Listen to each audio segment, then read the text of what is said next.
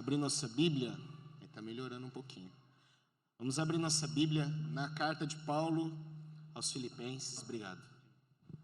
Carta de Paulo aos Filipenses, capítulo de número 4. Nós vamos ler essa noite do verso 2 até o verso de número 9. Filipenses, capítulo de número 4, do verso 2 até o verso de número 9.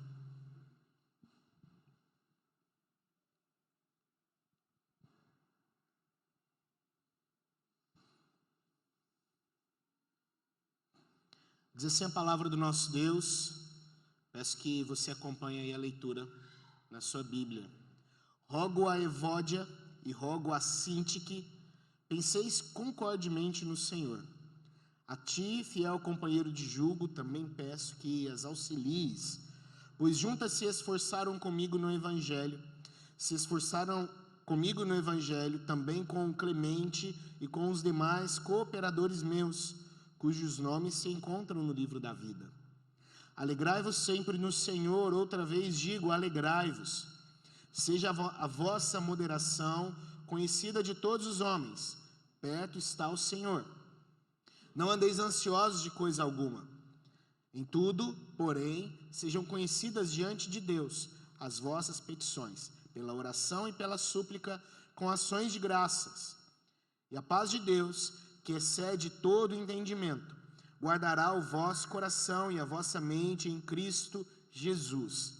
Finalmente, irmãos, tudo que é verdadeiro, tudo que é respeitável, tudo que é justo, tudo que é puro, tudo que é amável, tudo que é de boa fama, se alguma virtude há, se algum louvor existe, seja isso o que ocupe o vosso pensamento.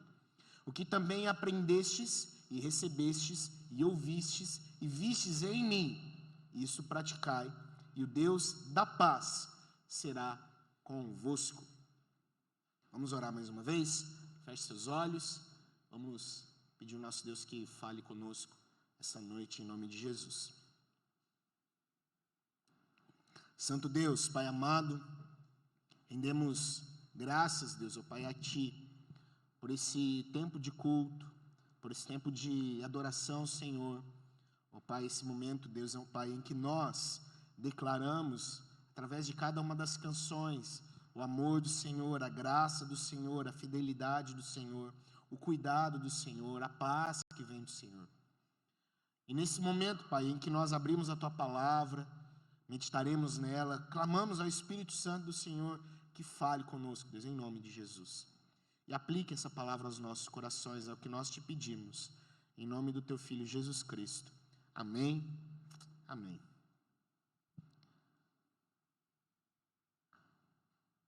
Nós estamos caminhando para o finalmente da nossa série. Semana passada começamos o capítulo de número 4. Nós começamos o verso de número 1, finalizando com essa conclusão que Paulo faz a partir das exortações que ele fez aos dois grupos que estavam atrapalhando a vida, estavam atrapalhando ali o andamento da igreja na cidade de Filipos. Nós percebemos ali que Paulo, ele exorta a dois grupos que estavam ali atormentando a igreja. Nós tínhamos os judaizantes que pregavam uma salvação por obras, dizendo que era necessário que o povo que se convertia a Jesus Cristo precisasse completar a obra de Jesus Cristo observando a lei dos judeus. Nós tínhamos os libertinos de outro lado que negavam tudo isso, dizendo que não precisa de obra nenhuma, basta você crer em Jesus e pronto, agora não tem pecado, então você pode fazer o que você quiser. Você pode pecar, ou como não tem pecado, você não vai pecar caso você cometa e vá contra a vontade do nosso Deus. Paulo então inicia aqui no capítulo de número 4, a partir do verso de número 2, as conclusões do livro. É normal a gente perceber que Paulo sempre finaliza as suas cartas dando algumas considerações, dando algumas aplicações, ensinando as pessoas, dizendo trazendo alguns conceitos práticos para a vida das pessoas.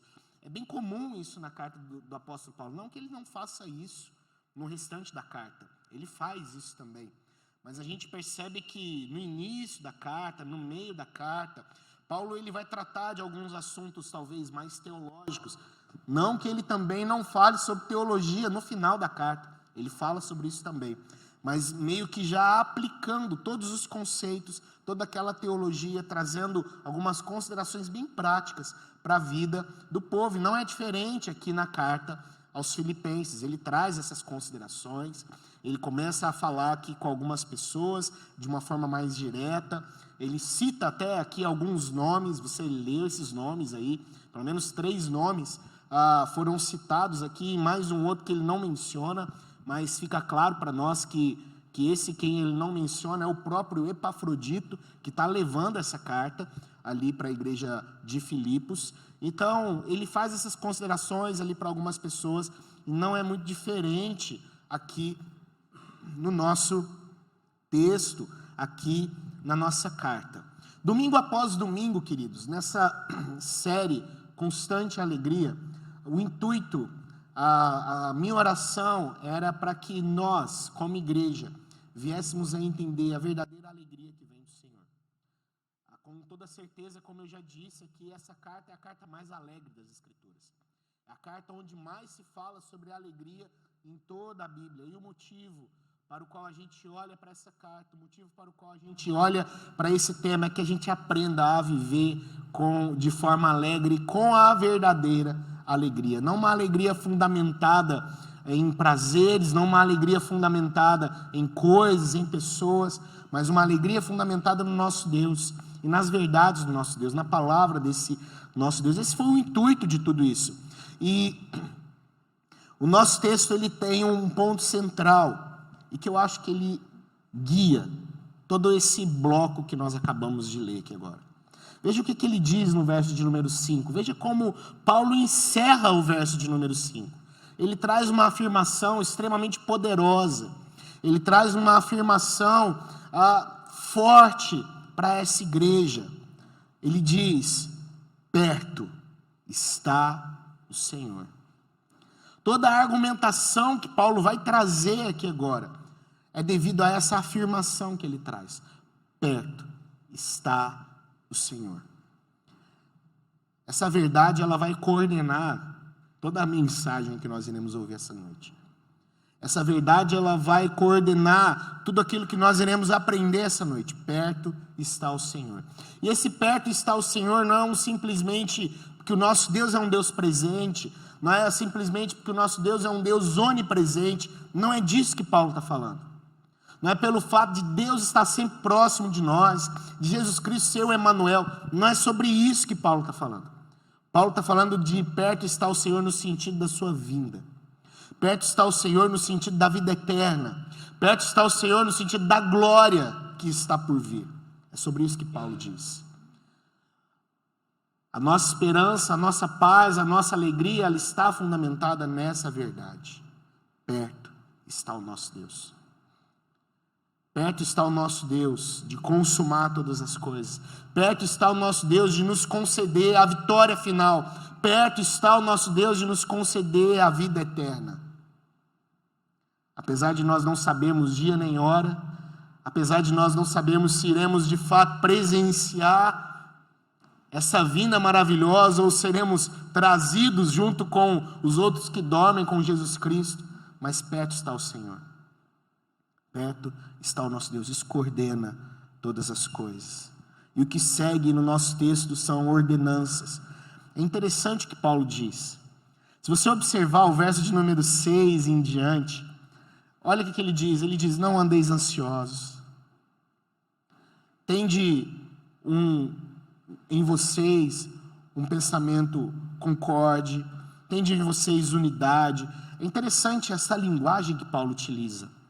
Essa linguagem que ele vai usar, ela me lembra muito a forma como Deus usou Moisés para escrever os 10 mandamentos, o decálogo.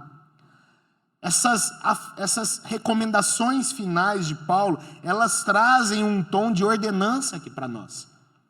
Ele não nos dá assim, olha, se possível não andem ansiosos. Ele diz, não andeis ansiosos. É uma ordem, é um mandamento. Ele diz, olha, pensai de forma concorde, não uma possibilidade, é uma ordem, é um mandamento.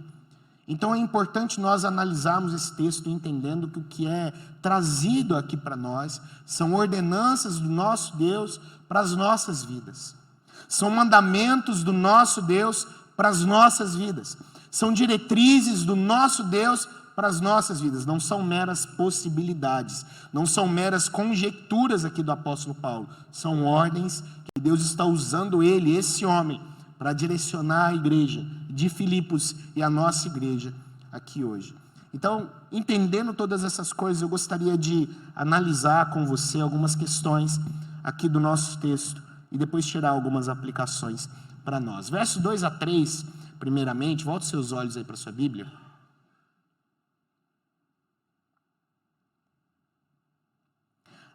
Paulo já inicia essas exortações falando sobre a unidade. Não é a primeira vez que Paulo vai tratar sobre unidade nessa carta. Ele fez isso lá no capítulo de número 2. Capítulo de número 2, Paulo ele vai tratar sobre a unidade, verso 2 e verso 3, lá do capítulo de número 2. Só para trazer a nossa memória, veja que ele diz, completai a minha alegria, de modo que penseis a mesma coisa, tenhais o mesmo amor, sejais unidos de alma, tendo o mesmo sentimento. Nada façais por partidarismo ou vanglória, mas por humildade, considerando cada um os outros superiores a si mesmo. Então não é a primeira vez que ele vai tratar sobre unidade aqui na carta. Mas Paulo trata de unidade agora trazendo uma confusão que estava acontecendo dentro da igreja.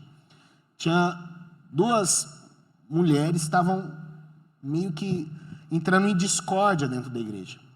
E Paulo ele então se volta para Evódia e para Sintique, para que elas para que elas venham pensar de uma forma concorde, para que elas venham entrar em harmonia de novo, para que elas venham entrar em concordância de novo. E ele chama Epafrodito, olha, Epafrodito, auxilia essas mulheres, porque elas são cooperadoras.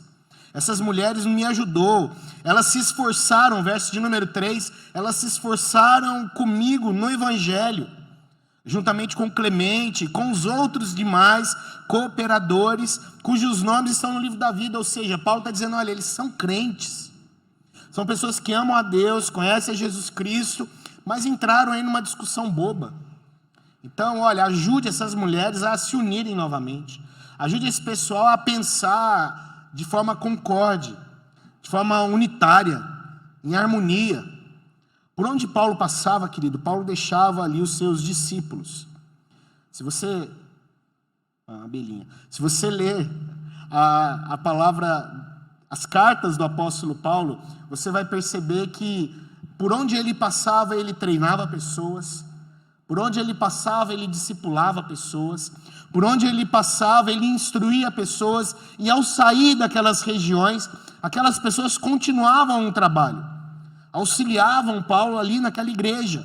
Foi com Tito, foi com Timóteo, foi com Epafrodito, foi com a Evódia, foi com a Sintique, foi com Clemente e tantos outros cooperadores de Paulo no trabalho, cooperadores de Paulo no ministério, que ficavam lá auxiliando a igreja, ajudando a igreja, cuidando dos pobres, auxiliando os irmãos. Então Paulo está dizendo, olha, vocês precisam voltar àquele entendimento que vocês têm, de pensar a mesma coisa, de ter aí harmonia entre vocês, unidade entre vocês. Voltem a tudo isso, não fiquem aí brigando. Então ele pede aqui, a ti, fiel companheiro de jugo, o Epafrodito, que ele diz que foi o companheiro de jugo dele, lá no capítulo anterior. Então, olha, Epafrodito, ajude para que elas venham se unir novamente, para que elas venham aí cooperar de novo e andar em harmonia dentro da igreja. E ele continua dizendo, versos 4 e 5, ele fala para essa igreja que estava sendo então incomodada pelos judaizantes, que estava sendo incomodada pelos libertinos, que foram mencionados no capítulo de número 3, estava sendo ameaçada de viver uma vida com falta de unidade, uma vida de exageros, porque ele diz, olha, tenham em vocês também modéstia, Seja a vossa moderação conhecida diante dos homens. Não sejam exagerados, não sejam nem de mais e nem de menos. Sejam equilibrados na vida de vocês, sejam equilibrados no procedimento de vocês. Não sejam pessoas exageradas como os libertinos, que acham que tudo é possível, agora está tudo liberado, então vamos fazer tudo, vamos agir de qualquer maneira, como a gente quiser. Não sejam exagerados, não andem em exageros como eles fazem, sejam moderados. Paulo então vai dizer a essa igreja, trazer a essa igreja esse entendimento dessa moderação, a não perder o entendimento de que Deus está perto. Sejam alegres, sejam moderados, porque Deus está perto. E é interessante que ele diz aqui a essa igreja: sejam alegres, alegrai-vos, mas alegrai-vos sempre no Senhor. Não tenham a alegria de vocês baseadas em outras coisas, não tenham a alegria de vocês baseada na lei, como acontece com os legalistas, os judaizantes. Não tenham a alegria de vocês baseada nos prazeres, como acontece com os libertinos, mas tenham a alegria de vocês fundamentada em Deus. Alegrai-vos no Senhor. Sejam alegres com o Senhor, sejam alegres em Deus, é o que Ele nos diz. E caminhando então para o verso de número 6, continuando o nosso texto.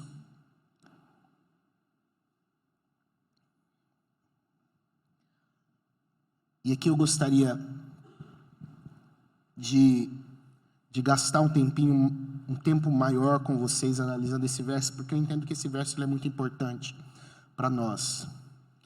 Paulo inicia o verso de número 6 com uma ordem: não andeis ansiosos.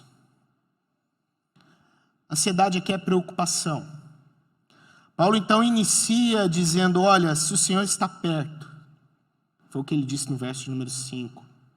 Se o Senhor está perto, se a alegria de vocês, ela deve ser fundamentada em Deus, vocês não podem ser ansiosos. Vocês não podem andar em ansiedade.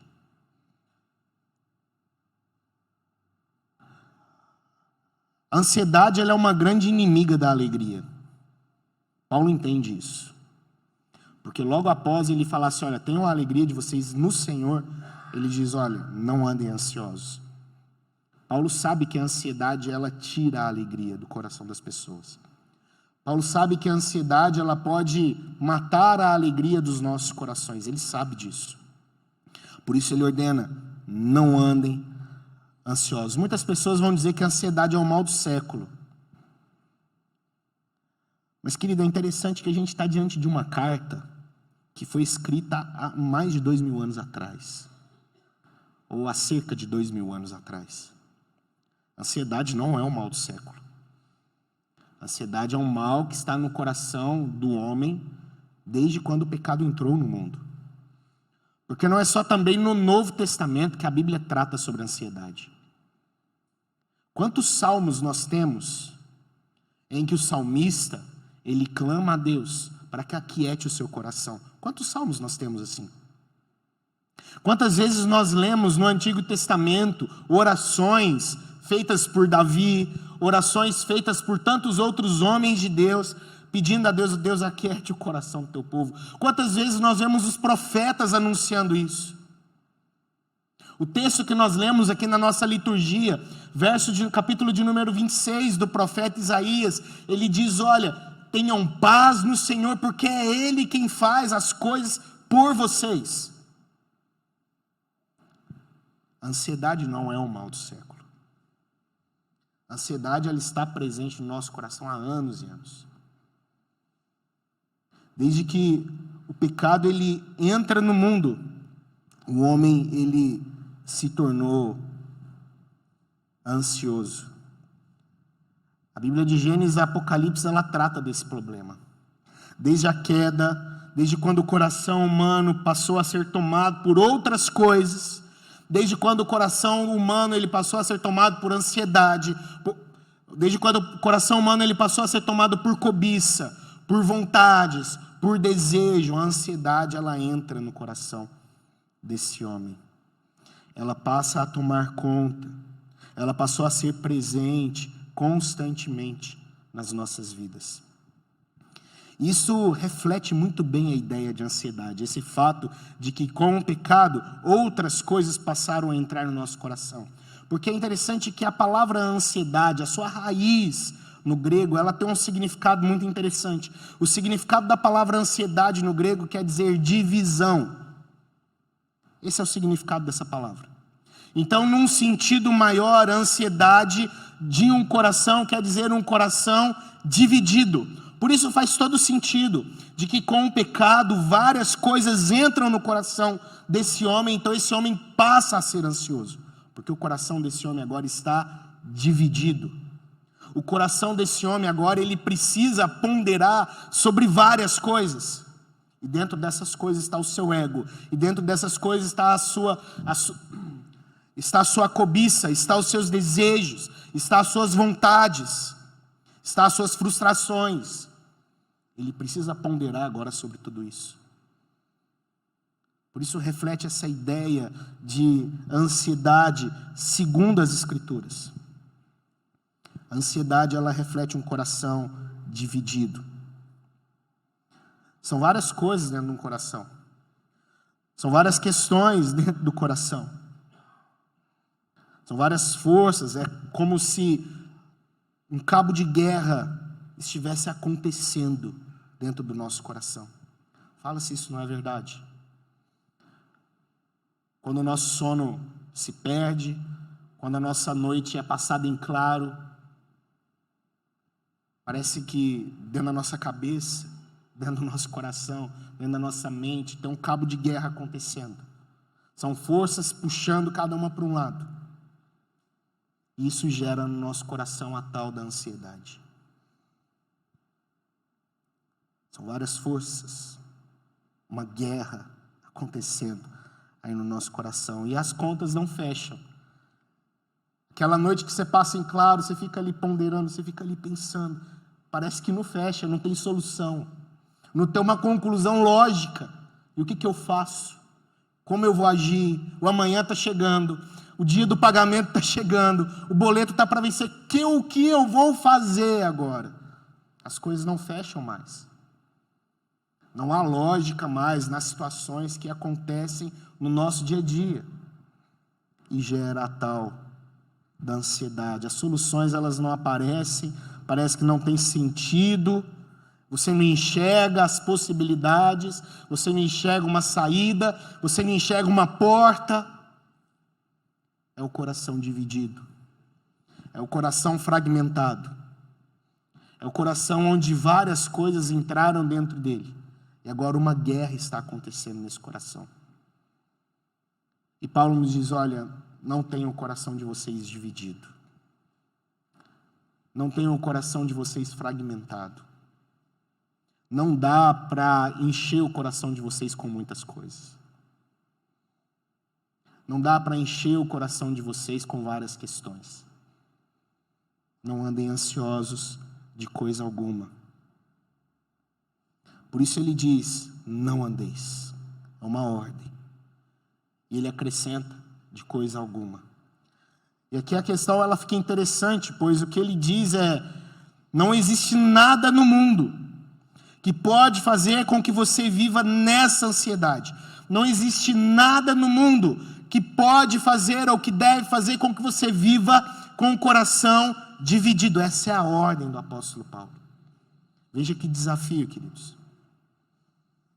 Ele está dizendo que nada nesse mundo pode gerar no seu coração uma força a tal ponto de você não conseguir dormir. Nada nesse mundo pode gerar no seu coração uma força a tal ponto de você não enxergar possibilidades. É isso que ele está dizendo para nós. É um grande desafio para todos nós. Nada pode fazer isso, nada nesse mundo tem poder para isso. Nenhuma força é capaz de fazer isso. E isso é um mandamento. E a gente precisa que Deus nos ordena a entender que nós não podemos viver em ansiedade. Com esse coração fragmentado, com esse coração dividido. A gente precisa entender isso. É uma ordem do Senhor para todos nós. É um mandamento de Deus para todos nós. Aí talvez você me pergunta, então você está dizendo que a ansiedade é pecado?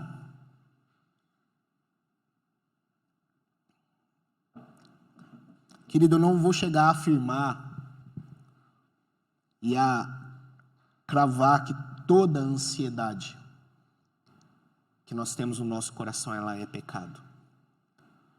Porque nós sabemos que há várias outras questões que podem gerar em nosso coração ansiedade. E existem profissionais especialistas nisso que vão falar muito melhor do que eu sobre esse assunto. Mas eu gostaria que você entendesse uma coisa. A Bíblia, ela trata sobre esse assunto. A Bíblia, ela traz uma ordenância para nós não vivermos dessa forma. Então, se a Bíblia me traz uma ordem e eu não obedeço essa ordem, uma conclusão lógica, eu estou desobedecendo o próprio Deus. E a desobediência a Deus, ela é pecado. Então, há sim, ansiedades que são geradas no nosso coração, que são pecaminosas. Porque senão a Bíblia não tratava sobre esse assunto.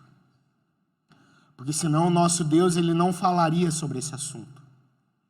Porque senão o nosso Deus não trataria da ansiedade como sendo um assunto espiritual. Ele não trataria. Mas ele trata. E não é uma única vez. Jesus falou sobre isso. Jesus, ele diz, olha, olhem para os lírios. Nem Salomão em toda a sua glória se vestiu como eles. Olhe para as aves no campo, elas não semeiam, não colhem, contudo, o vosso Pai no céu sabe que elas precisam do alimento e sustentam elas. Por isso ele diz, olha, não andeis ansiosos de coisa alguma. É uma ordem do nosso Deus. Boa parte da ansiedade que nós temos, ela é fruto de incredulidade. Boa parte da ansiedade que nós temos é fruto da falta de confiança em Deus. Boa parte da ansiedade que nós temos, ela é fruto da falta de confiança na palavra do nosso Deus. A Bíblia trata a ansiedade deste ponto de vista. Então, se ela trata deste ponto de vista, então a gente chega à conclusão que sim, há ansiedades que são pecado. E precisam ser tratadas como tal. O ponto aqui para nós é se a sua falta de alegria, se esse grande inimigo da alegria que nós temos, que é a ansiedade, ela provém de um coração aflito, ela provém de um coração que está dividido, ela provém de um coração que já não confia no Senhor, ela provém de um coração que não confia na palavra desse Deus, ela provém de um coração idólatra, que coloca confiança em coisas, em pessoas, na sua conta bancária, no seu salário, na sua profissão. Se a sua confiança, ela está fundamentada nessas coisas, a sua ansiedade é pecado. Sim, ela é pecado. É o que a palavra de Deus nos ensina. É o que a Bíblia nos fala. Nós não podemos fugir dessa verdade. Nós não podemos fugir dessa ordem que a palavra nos traz. Não andeis ansiosos, não tenha no coração de vocês outras questões que vão disputar com o próprio Deus, que vão disputar com a sua fé, que vão disputar com a sua confiança em Deus e na palavra desse Deus. Não tenha no seu coração essas coisas. É isso que Paulo nos ordena aqui.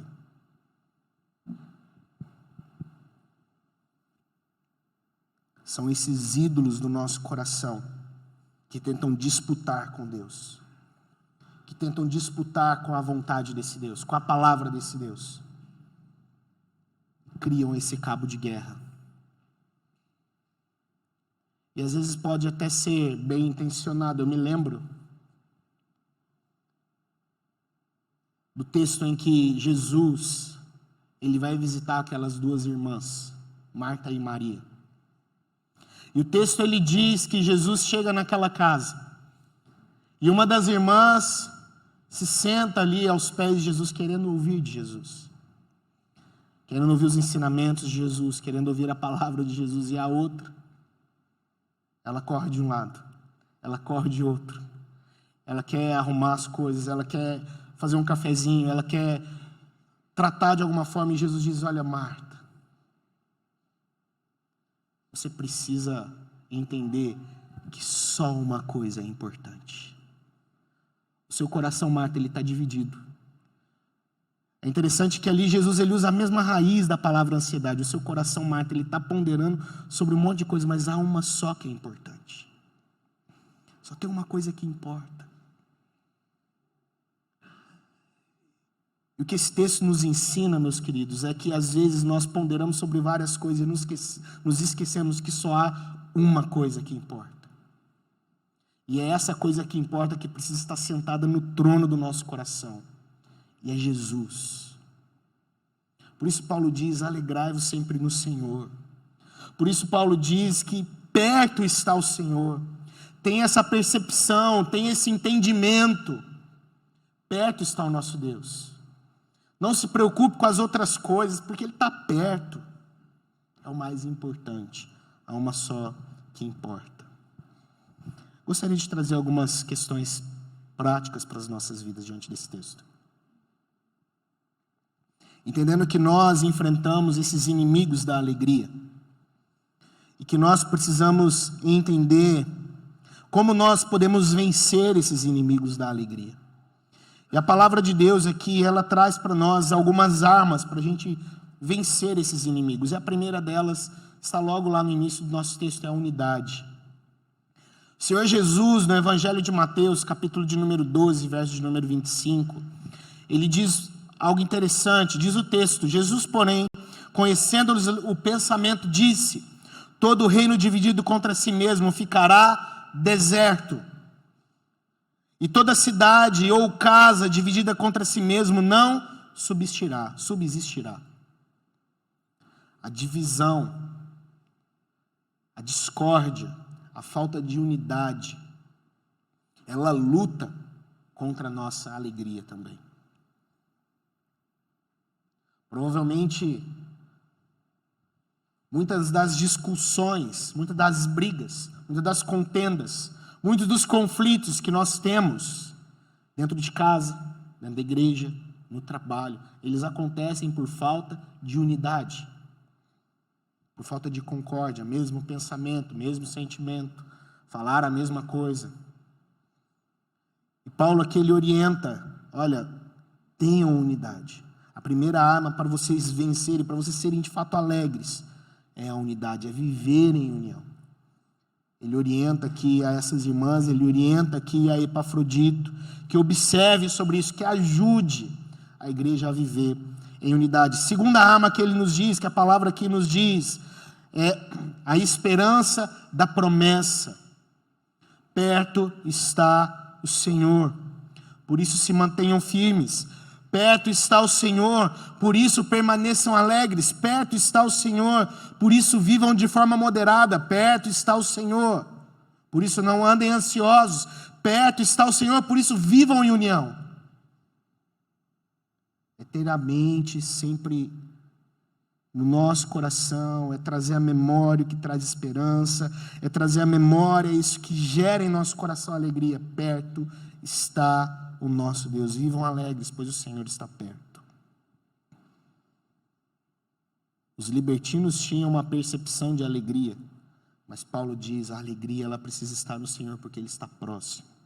A segunda arma que nós temos, essa esperança nessa promessa. Terceira, o que ele nos diz aqui no nosso texto. E agora eu gostaria de continuar com você, aqui a partir do verso de número 6. Veja o que ele nos diz. E a paz de Deus, que excede todo entendimento, guardará o vosso coração, a vossa mente em Cristo Jesus. Então, finalmente, ao invés de viverem ansiosos, ao invés de terem essa vida de desunião, ao invés de viverem de forma descontrolada, tudo que é verdadeiro, tudo que é respeitável, tudo que é justo, tudo que é puro, tudo que é amável, tudo que é de boa fama, se alguma virtude há, se algum louvor existe, seja isso que ocupe o vosso pensamento. Não vivam em ansiedade. E a primeira coisa que Paulo nos diz aqui é sobre a oração, está no verso de número 6. Não andeis ansiosos de coisa alguma, porém sejam conhecidas diante de Deus as vossas petições. Orem a Deus. Coloque a sua vida diante do Senhor. Não negligencie, eu falei isso aqui um pouco de manhã, não negligencie a sua vida de oração. Não negligencie o seu tempo de oração. Orem ao Senhor. A forma básica de conversar com o nosso Deus é a oração. É a ferramenta que Deus nos deu para falar com Ele, é a oração. É a forma que Deus concede ao povo dele, para falar com Ele, para dialogar com Ele, para se expor diante dele, é a oração. Por isso orem, orem ao Senhor, e Ele continua, orem, supliquem. A ideia de suplicar aqui é de se derramar diante dele, é de se lançar aos pés dele. A ideia aqui é de se humilhar mesmo diante do Senhor, de colocar o rosto no pó diante de Deus. E entender que aquilo que o nosso coração de fato necessita, só pode vir dele. Só pode ser provido por ele. Só pode ser enviado por ele. A ideia de suplicar é essa. Então supliquem. E ele diz, façam isso com ações de graça. Tenham atos de gratidão, pare de ficar reclamando. Para de ficar murmurando, se alegre no Senhor, seja grato em Deus. Ah, mas eu só tenho arroz, agradeça a Deus pelo arroz. Seja grato no Senhor, seja alegre com o Senhor. Faça com que a sua alegria seja manifesta.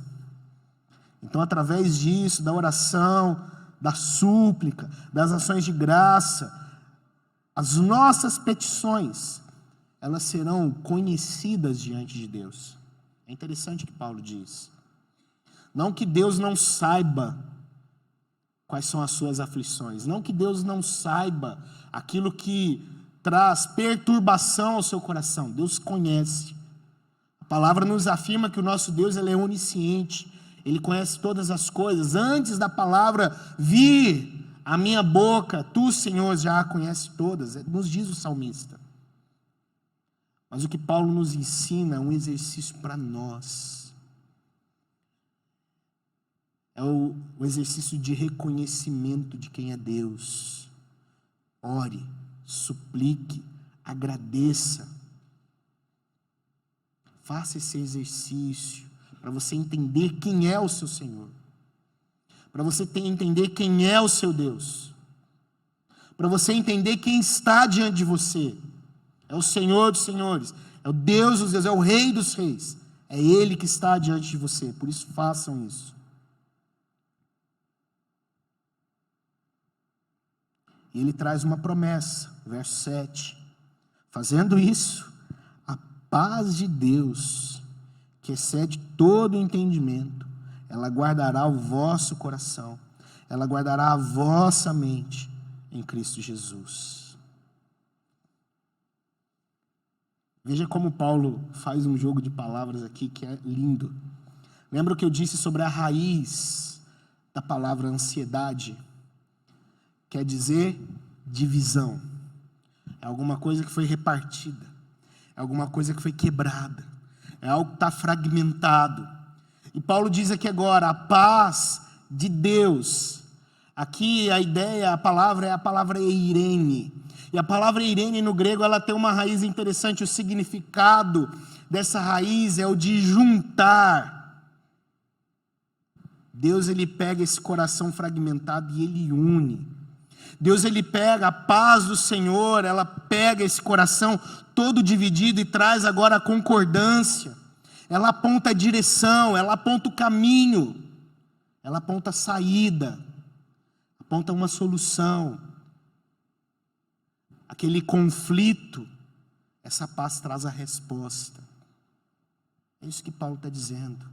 Coloque diante do Senhor as suas súplicas, coloque diante do Senhor as suas petições, suplique a Ele, clame a Ele e seja grato pelo que você tem. E essa paz, essa união, essa direção, vai juntar esses pedaços que foram fragmentados dentro do seu coração.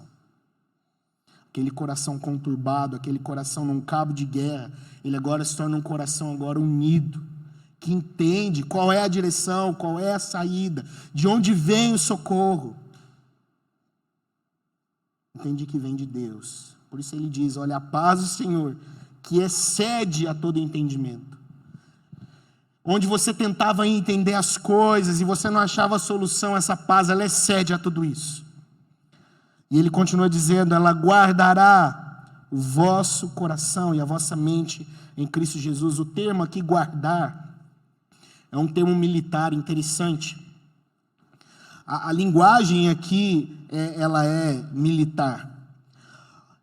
É como um soldado que ele tem a escala dele agora é de ficar de prontidão na porta do batalhão dele. Deus está dizendo que essa paz, ela plantará guarda no seu coração, é isso que ele está dizendo para nós. É como um soldado que vai lá com a sua arma, e ele fica lá na porta do batalhão, observando, vigiando, está vindo inimigo, está vindo algum conflito, ele avisa. Deus está dizendo que, olha, essa paz, que excede a todo entendimento, ela plantará guarda no seu coração. Ela plantará guarda na vossa mente. Ela estará vigiando o seu coração, ela estará vigiando a sua mente, ela vai alertar você de perigos, ela vai alertar você de possíveis emboscadas, possíveis ataques externos, ela guardará você, ela protegerá você, é isso que Paulo nos ensina. Essa paz, ela é uma vigia em nosso coração, protegendo agora o nosso coração desses inimigos que podem combater e vêm para combater essa nossa ansiedade. Só passa aquilo que foi autorizado. Se não foi autorizado, não entra. Não entra. É isso que Paulo está dizendo, ele está usando essa simbologia desse soldado. E essa paz de Deus, ela é esse soldado que vai plantar guarda. Esse sentinela. É a paz do Senhor, que monta guarda em nosso coração. A quarta arma, Paulo continua, verso 8 em diante. Continuando, concluindo, ele diz, finalmente, irmãos, Paulo passa para essa nova arma, que é o cuidar dos nossos pensamentos, cuidar daquilo que ocupa a nossa cabeça. Para as Escrituras Sagradas, o cuidado com a mente é extremamente importante. A palavra de Deus, ela vai entender que a nossa mente, ela é a fonte das nossas emoções. Por várias vezes, a palavra mente e coração, elas se assemelham dentro da palavra do Senhor. Entendendo que é a fonte das nossas emoções, que é a fonte dos nossos sentimentos. Por isso, ela precisa ser renovada. Paulo diz isso em Romanos capítulo de número 12. E não vos conformeis com esse século, mas transformai-vos pela renovação da vossa mente, para que experimenteis qual seja a boa, agradável e perfeita vontade de Deus. A nossa mente, ela precisa estar sempre diante do Senhor. Salmo 26, verso 2. Examina-me, Senhor, e prova-me, sonda-me o coração e os pensamentos, ele diz. Paulo nos ordena aqui a ocupar a nossa mente com aquilo que é verdadeiro, com aquilo que tem honra, com o que é correto, amável, de boa fama, com aquilo que tem virtude, com aquilo que é louvável. Paulo diz, pensem nessas coisas, ocupem a mente de vocês com essas coisas. Eu faço a pergunta, querido, o que tem ocupado a sua mente nesses últimos dias? O que ocupou a sua mente nessa semana que passou agora? O que estava ali no seu pensamento? O que tirou o seu sono? No seu momento de silêncio, naquele momento do seu trabalho, talvez tudo calmo, tudo parado, algo gritava na sua mente. O que gritava na sua mente? A pergunta que eu faço é, será que aquilo que grita, aquilo que está ocupando a nossa mente, está em conformidade com o que Paulo nos diz aqui no verso 8? Será que é algo verdadeiro? Será que é algo que tem honra? Será que é algo correto? Será que é algo de boa fama? Será que é algo louvável, que tem virtude? Será que é isso que ocupa o nosso pensamento? A gente perde tempo com muita coisa que não presta, com muita coisa que não agrada o nosso Deus. A gente perde tempo e simplesmente perde tempo para nada, sem nenhuma objetividade, sem nenhum porquê, sem nenhum propósito, a gente simplesmente perde tempo. Paulo disse: tem uma coisa que precisa ocupar a minha cabeça. Se tem uma coisa que precisa estar aqui dentro, aqui, ó, é algo que seja louvável, é algo que seja de boa fama, é algo que tenha honra, é algo que reflita a Deus, os atributos de Deus, a graça de Deus. É isso que precisa ocupar a minha cabeça. E a gente perde tempo com tanta coisa. A gente perde tempo preocupando com a vida do outro. A gente perde tempo vendo coisa que não presta, lendo coisa que não presta, dando ouvido a coisa que não presta. A gente perde tempo fofocando. A gente perde tempo demais. A gente perde muito tempo com coisa que não é do Senhor. Se alguma virtude há, se algum louvor existe, seja isso que ocupe o vosso pensamento. É a pergunta que a gente precisa fazer. Será que é a honra? Será que é louvável eu ficar ouvindo, eu dar ouvido a essa pessoa está vindo para fofocar de alguém? Será que é a honra nisso? Será que eu de fato preciso dar ouvido a essa pessoa? Não dê ouvido. Se você fala sobre isso, pare de falar sobre isso. Ocupe a sua mente com aquilo que vem de Deus. Consuma aquilo que é louvável, aquilo que é honroso. Consuma aquilo que de certa forma traga e venha agregar valor à sua vida, propósito. Consuma isso. Não perca tempo com aquilo que não traz valor, não traz propósito, não seja louvável. Quinta e última é viver segundo as Escrituras. O que também aprendestes e recebestes e ouvistes e vistes em mim, isso praticai, e o Deus da paz será convosco. A promessa final e a palavra final são essas. Aquilo que vocês aprenderam, aquilo que vocês receberam, aquilo que vocês ouviram, aquilo que vocês viram, façam isso. Paulo está dizendo aqui, olha, eu estive com vocês, eu andei no meio de vocês, eu ensinei a vocês, agora vivam essa vida. Eu preguei várias vezes, vivam isso que vocês ouviram. Aqui talvez é um eco daquilo que ele diz lá no capítulo anterior, vivam em conformidade com aquilo que vocês receberam. É um eco daquilo que Paulo diz no capítulo anterior. Então apliquem no dia de vocês, apliquem isso na vida de vocês. E há aqui uma outra promessa, é a presença do Deus da paz. A promessa final desse Deus, Ele será com vocês. Não só a paz de Deus, que plantará guarda no coração de vocês, mas o próprio Deus dessa paz estará também com vocês. Ele será convosco. O que a gente pode concluir, queridos? Paulo nos apresenta aqui algumas armas: uma vida de unidade, uma vida de confiança, uma vida de oração, uma vida em que a gente cuida dos nossos pensamentos, viver segundo as Escrituras. E assim nós temos grandes promessas. Nós temos essa paz de Deus. E nós temos a presença do próprio Deus da paz. Que o Senhor Jesus nos abençoe, queridos. Que você combata a sua ansiedade. Eu entendo que a ansiedade é algo terrível. Ter um coração em conflito é algo terrível. Perder o sono é algo terrível. Que o nosso Deus, Ele possa nos auxiliar em nome de Jesus. Que o nosso Deus nos dê força para vencer essa ansiedade em nome de Jesus. Que o nosso Deus dê força a você para vencer essa ansiedade em nome de Jesus. Vencer esses inimigos que tiram a nossa alegria, que tiram essa paz do nosso coração. Que Deus te abençoe. Que Deus cuide de você. Que durante essa semana o exercício seja colocar-se sempre diante do Senhor. Colocar-se em oração, colocar-se a sua vida diante da vontade de Deus, diante da palavra do Senhor. Para que essa paz de Deus, ela plante guarda no seu coração, em nome de Jesus. A minha oração é para que essa paz de Deus, ela seja um guarda, alertando você, protegendo você daquilo que tira e promove ansiedade em seu coração, em nome de Jesus Cristo. Essa é a minha oração. Que Deus te abençoe, em nome de Jesus. Vamos colocar de pé, mais uma vez.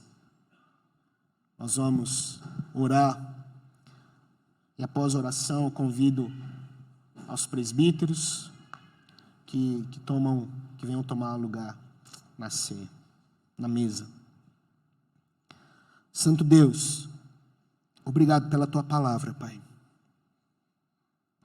E nos perdoa, Deus, ó Pai, porque muitas vezes nós temos permitido, Deus, ó Pai, com que várias coisas entrem em nossos corações. Nós temos gerado, Senhor Deus, ó Pai, ídolos para nós mesmos. Nós temos gerado, Senhor Deus, ó Pai, produzido, Senhor Deus, ó Pai, ídolos, Deus, ó Pai, que tiram de nós a paz, que promovam, Deus, ó Pai, uma vontade exacerbada, ó Deus, ó Pai, de satisfação da nossa carne, de satisfazer, ó Pai, os nossos desejos, de nos vangloriar, de nos elevar, ó Deus. Nos perdoa, Pai. Por muitas das vezes, Deus, ó Pai, nós temos dado valor excessivo, propósito excessivo às coisas que nós temos nesse mundo, ao nosso trabalho, ao nosso dinheiro, às pessoas, os nossos bens. Tudo isso tem tomado, Deus, ó Pai, proporções, valores, propósitos, Deus, ó Pai, que excedem, Deus, excedem o fim para o qual tudo isso existe. E o resultado, Deus, ó Pai, é um coração ansioso. Quando todas essas coisas elas são ameaçadas, o nosso coração entra em conflito. Quando o nosso dinheiro é ameaçado, o nosso coração entra em conflito. Quando o nosso emprego é ameaçado, o nosso coração entra em conflito. Quando o nosso bem-estar é ameaçado, o nosso coração entra em conflito. Porque, ó Pai, tudo isso tomou proporções, ó Deus, ó Pai, maiores do que deveriam em nosso coração. Por mais que tudo isso seja importante, Deus, o Senhor, ó Pai, é o nosso bem maior. Cristo é o nosso bem maior. Se alegrar em Ti é muito maior do que se alegrar em todas essas coisas. Crê, Deus, ó Pai, que o Senhor está próximo, é o que precisa encher o nosso coração de esperança. Ó Deus, que o Senhor nos ajude, Deus.